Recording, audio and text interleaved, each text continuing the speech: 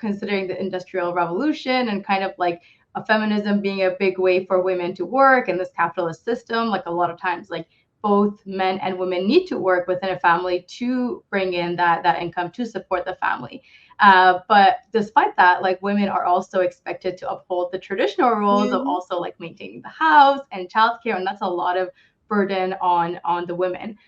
So what, I don't know, like I'm sure you've seen this as well, like what advice do you have for men and women, for couples and families who are facing this, as to how they can kind of alleviate this? Because we know from our prophetic example that this is not really the case, but I'd love to hear your answer.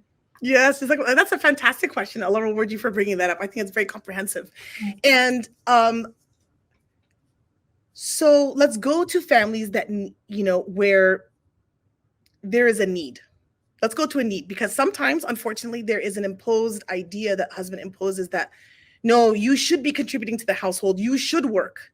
So let's set that aside, because that's not the case. It is not the woman's job to work. But let's say this is what is needed for the family.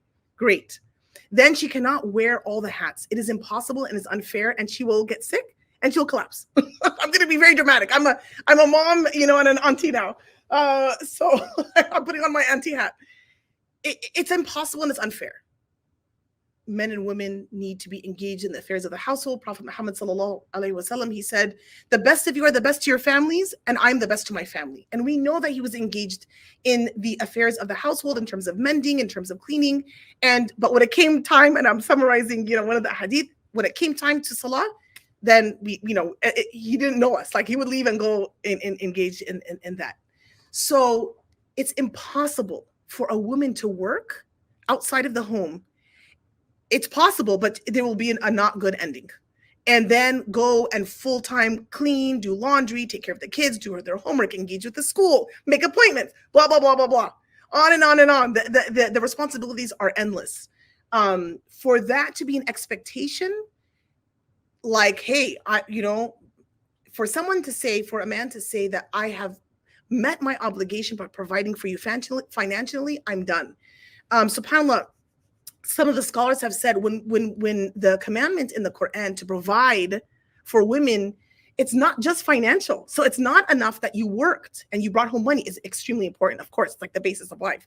But when we say provide, it also means the provision emotionally. Are you engaging with her, with your spouse, with your wife? Are you engaging with the kids? That psychological safety, that engagement as a parent.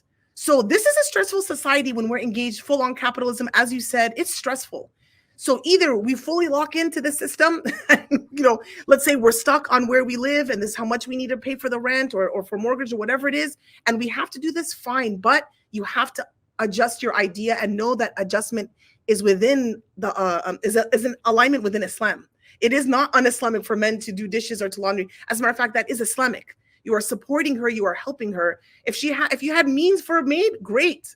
But if the whole point that you don't have those means, you need to provide in whatever way, getting a volunteer, doing it yourself, providing for that. It cannot, that traditional role is a tradition. It is not a must. It's not a requirement, subhanAllah, for women to do all these things.